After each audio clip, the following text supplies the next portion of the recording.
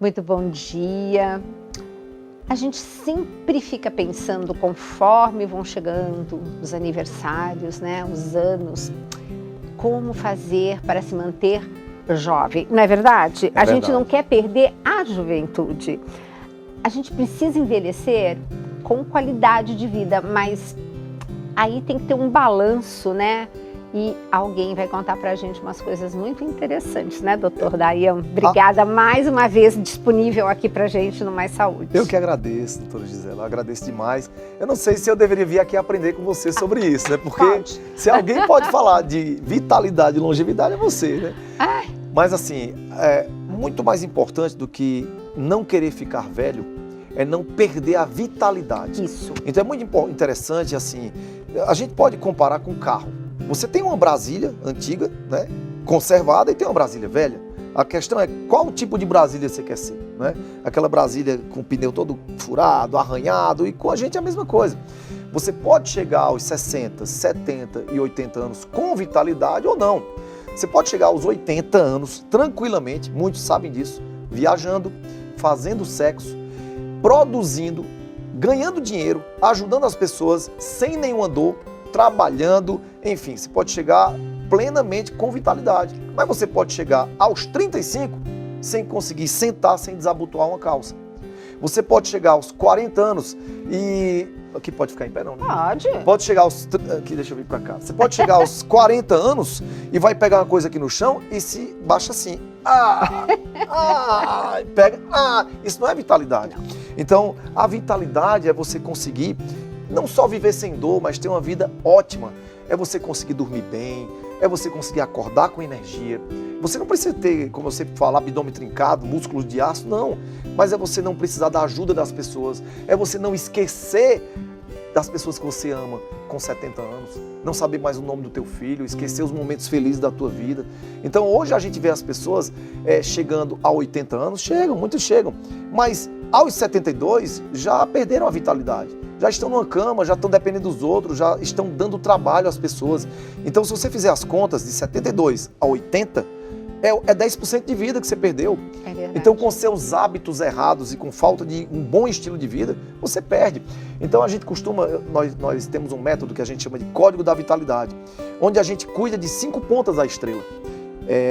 E essas pontas da estrela são a parte alimentar e intestinal, é a primeira ponta. A segunda ponta são os hormônios. A terceira ponta é o sistema músculo-esquelético.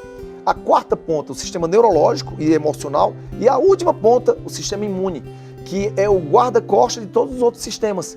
Quando a gente cuida de todos esses sistemas, a gente faz a estrela da vitalidade brilhar. Que bonito. Então, isso foi um método que a gente desenvolveu para fazer as pessoas terem mais vitalidade com o passar do tempo.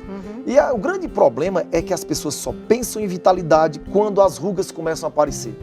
Então, um ser humano deveria procurar um geriatra já aos 45 anos. Sim. Mas deixa para ir depois de 60. Por que isso? Quando já vem diabetes, então você está tapando buraco aí. Então, a preocupação com a longevidade é igual a preocupação financeira. Você tem que cuidar na juventude para você colher frutos no futuro. Então, é uma pauta de extrema importância isso. Muito bom. E você começa com a parte de alimentação e depois você fala de hormônios. Isso é uma área bem médica, por isso que eu vou pedir para o doutor Dayan nos explicar bonitinho. É interessante que as pessoas pensam assim. Nós normalmente pensamos que ao envelhecermos vamos perdendo os hormônios. É verdade, mas o contrário é mais verdadeiro. Nós envelhecemos porque nós perdemos hormônios. O hormônio é uma estrutura fundamental para o nosso corpo funcionar com vitalidade. Por que as pessoas têm medo de hormônio? As pessoas têm medo de hormônio porque os primeiros hormônios, as primeiras reposições hormonais que foram feitas de forma sintética, com hormônios, por exemplo, de urina de égua prenha no ser humano. Então não tinha uma estrutura química parecida com os hormônios do ser humano. Isso gerou muitos problemas, inclusive de câncer, nas mulheres pós-menopausadas. E isso criou um grande problema e um grande medo das pessoas em relação ao hormônio. Mas hoje nós temos outros tipos de hormônios manipulados que vêm da natureza, hormônios bioidênticos parecidos com o do ser humano, que você pode dar para a pessoa no momento certo, antes que ela comece a precisar. Para você ter uma ideia, a mulher menopausada, ela não começa a menopausa quando ela para de menstruar. Isso é uma coisa errada. Então hoje a gente acha assim, eu estou na menopausa, aí começa a usar, quando começa a usar hormônios? A menopausa dessa mulher começou aos 40 anos. Ela foi diminuindo os níveis hormonais desde os 40.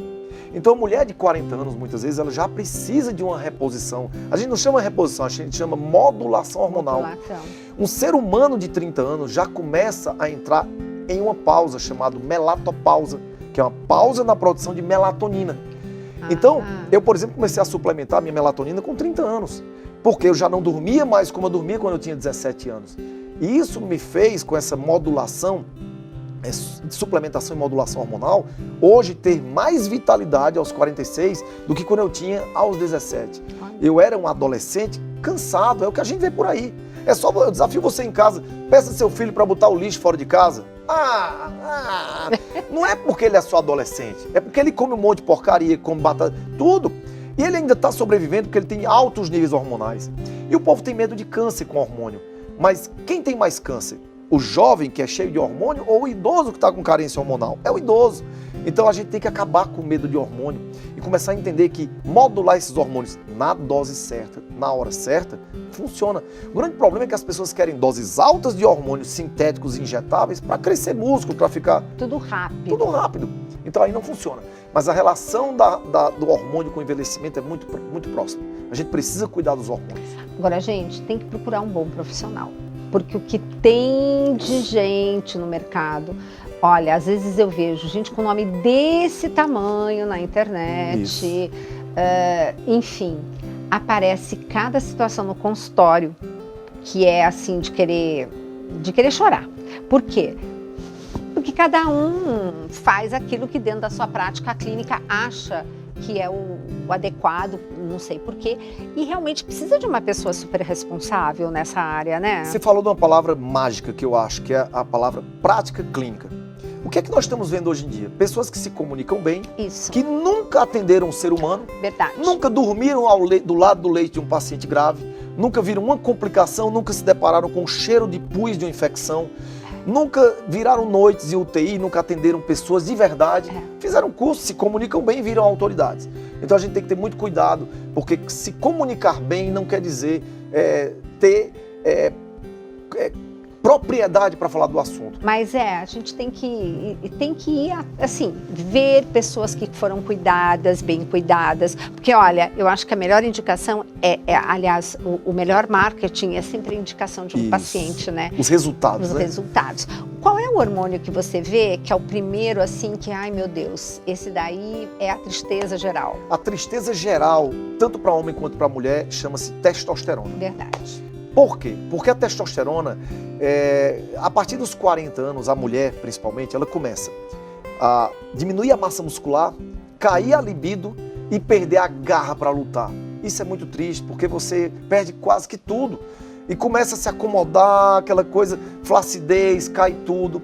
E a libido, como é que vai segurar o casamento se o homem ainda está em alta, se eles forem da mesma idade? E, gente, como você falou, aos 80 fazendo sexo, fazendo sexo. Então, gente, hoje os homens que se cuidam estão muito bem. Então, e o homem eu acho que o homem sofre muito mais com a testosterona baixa, porque começa ali 45, 50 anos. Aí vem a impotência.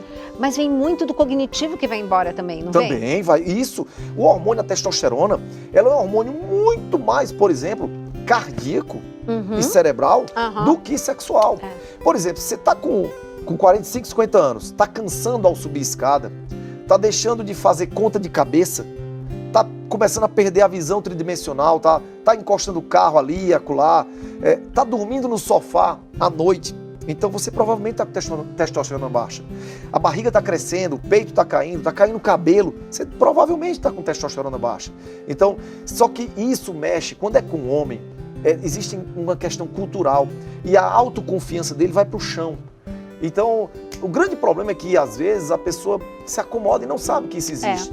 Então, gente, e é muito importante, porque você, esposa, dá uma olhada. Às vezes o marido, não é tudo aquilo que você está pensando que estão acontecendo outras coisas, é levar para o médico fazer exames bioquímicos e ver como é que está o nível dessa testosterona. Isso a gente vê bastante no consultório, viu? Então, isso é a dica do programa de hoje. Agradecer e convidar para o próximo Mais Saúde.